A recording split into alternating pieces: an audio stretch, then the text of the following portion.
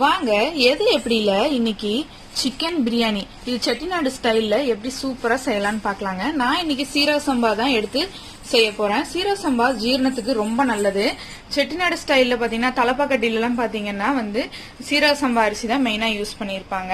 நான் இன்னைக்கு ஒரு 1/2 கிலோ போல சிக்கன் எடுத்திருக்கேன், 400 கிராம் அரிசிக்கு. அப்புறம் இந்த பிரியாணி மசாலா நான் ஃப்ரெஷ்ஷா கிரவுண்ட் பண்ணி போட போறேன். ரொம்ப வாசனையா ரொம்ப மணமா இருக்கும். அதுக்காக நான் பாருங்க 1 இன்ச் அளவுக்கு பட்டை, 1 ஸ்டார் அனைஸ், அப்புறம் 3 கிராம்பு, 2 ஏலக்காய், கொஞ்சம் கல்பாசி, கொஞ்சம் இந்த ஜாவித்ரி, அப்புறம் ஒரு 1/2 டீஸ்பூன் போல சோம்பு, அப்புறம் 1/2 டீஸ்பூன் சீரகம், 1/2 டீஸ்பூன் மல்லி. இது எல்லாத்தையும் ஃப்ரெஷ்ஷா நம்ம இப்ப பவுடர் பண்ணி எடுத்துக்க போறோம். அப்புறம் பிரஷர் குக்கர்ல எப்படி செய்யறதுன்னு காமிக்க போறேன். அதுக்காக பிரஷர் குக்கர் வச்சிருக்கேன். இப்ப குக்கர் நல்லா சூடாகிடுச்சு. இதுல பிரியாணி நல்லா ரிச்சா இருக்கிறதுக்கு ஒரு 2 டீஸ்பூன் அளவுக்கு நெய் ஆட் பண்ணிக்கலாம். இது நல்லா மணமாவும் இருக்கும். கடைசியில் நம்ம ஓபன் பண்ணதுக்கு அப்புறமும் 1 டீஸ்பூன் ஆட் பண்ணிக்கலாம். கூடவே ஆயில் ஆட் பண்ணிக்கிறேன். இது ஒரு 3 டீஸ்பூன் அளவுக்கு ஆயில் ஆட் பண்ணிக்கிறேன். எண்ணெய் நல்லா சூடாகுனதும் இதுல பாருங்க 2 பிரிஞ்சி இலை, 2 மராத்தி மொக்கு, 2 கிராம்பு, 1 ஏலக்காய். இதை நம்ம டைரக்டா சேர்த்திக்க போறோம். பவுடராவும் போட்டிருக்கோம். பட் டைரக்டா போட்டா இந்த ஐட்டம்ஸ் எல்லாம் நம்ம அரைக்கும் போது போடல மராத்தி மொக்கு, இதனால இதுல ஆட் பண்ணிருக்கோம். இது கூடவே நான் வெங்காயத்தையும் ஆட் பண்ணிக்கிறேன். இது நல்லா பொன்னிறமா வதங்கணும். வெங்காயம் வதங்குற கிராப்ல அதுக்கு நல்லா கிரேவியா இருந்தா நல்லா இருக்கும். சோ அதுல ஒரு 1/4 வாசி வெங்காயம் ரஃபா சாப் பண்ணிருக்கேன். 2 பச்சை மிளகாய் காரத்துக்கு. நீங்க டைரக்டா ஆட் பண்றதுனாலும் ஆட் பண்ணிக்கலாம். கொஞ்சமா புதினா இலை, கொஞ்சமா மல்லி இலை.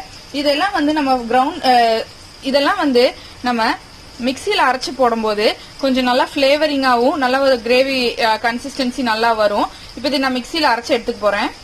பாருங்க வெங்காயம் நல்லா பொன்னிறமா வணங்கிடுச்சு. இஞ்சி பூண்டு பேஸ்ட் 1 டீஸ்பூன் அளவுக்கு ஆட் பண்ணிக்கலாம். இதுல நம்ம ஃப்ரெஷ்ஷா அரைச்சு வச்சிருக்க இந்த பிரியாணி மசாலாவை ஆட் பண்ணிடலாம். அப்படியே வீடே பயங்கரமா மணக்குங்க இதை சேர்த்து நம்ம ஆயில்ல ஃப்ரை பண்ணும்போது.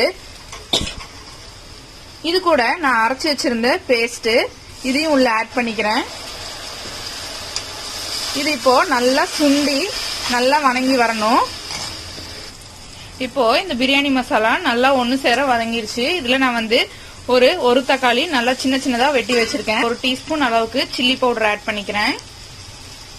இதோட சேர்ந்து இந்த தக்காளி நல்லா மேஷ் ஆகுற வரைக்கும் வணக்கிக்கலாம். ஒரு 1/2 டீஸ்பூன் அளவுக்கு உப்பையும் சேர்த்திக்கலாம்.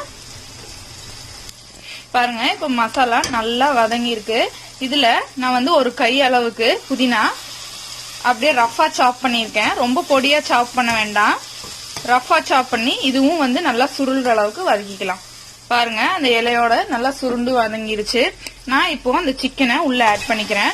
சிக்கன் பிரியாணிக்கு எப்பயுமே நல்லா எலும்பு பீஸோட இருக்க மாதிரி எடுத்துக்கலாம். அப்பதான் நல்லா டேஸ்டியா இருக்கும்.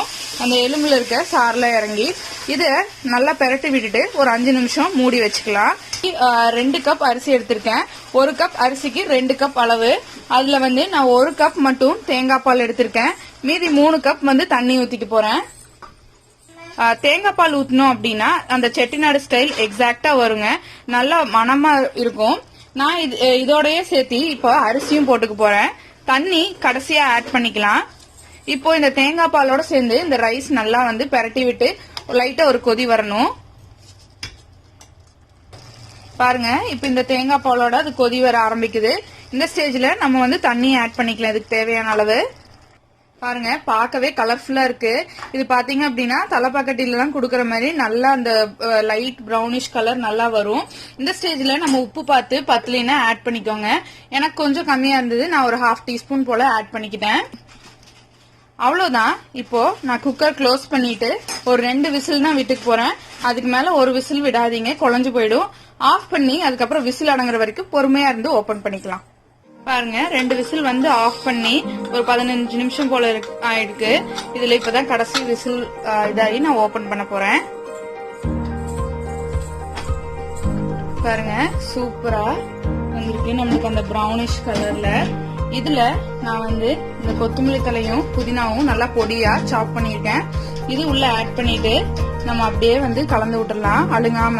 ஏன்னா வந்து சாதம் உடஞ்சிடக்கூடாது. பாருங்க நல்லா உதிரி உதிரியா வந்திருக்கு. நான் இப்ப உங்களுக்கு கலக்கி காமிக்கிறேன். சூப்பரான சிக்கன் பிரியாணி நம்ம தலப்பாக்கட்டி ஸ்டைல்ல அதே கலர் அதே டேஸ்ட் நல்லா சூப்பரா இருக்குங்க. உங்களுக்கும் இந்த ரெசிபி பிடிச்சிருக்கும்னு நினைக்கிறேங்க. பிடிச்சிருந்தா எது எப்படிக்கு சப்ஸ்கிரைப் பண்ணிடுங்க. நம்ம வீடியோ கீழ இருக்க ரெட் பட்டன் தாங்க, கூடவே பெல் ஐகானையும் பிரஸ் பண்ணிடுங்க. இன்னொரு நாள் எது எப்படி செய்யலாம்னு பார்க்கலாம். பை.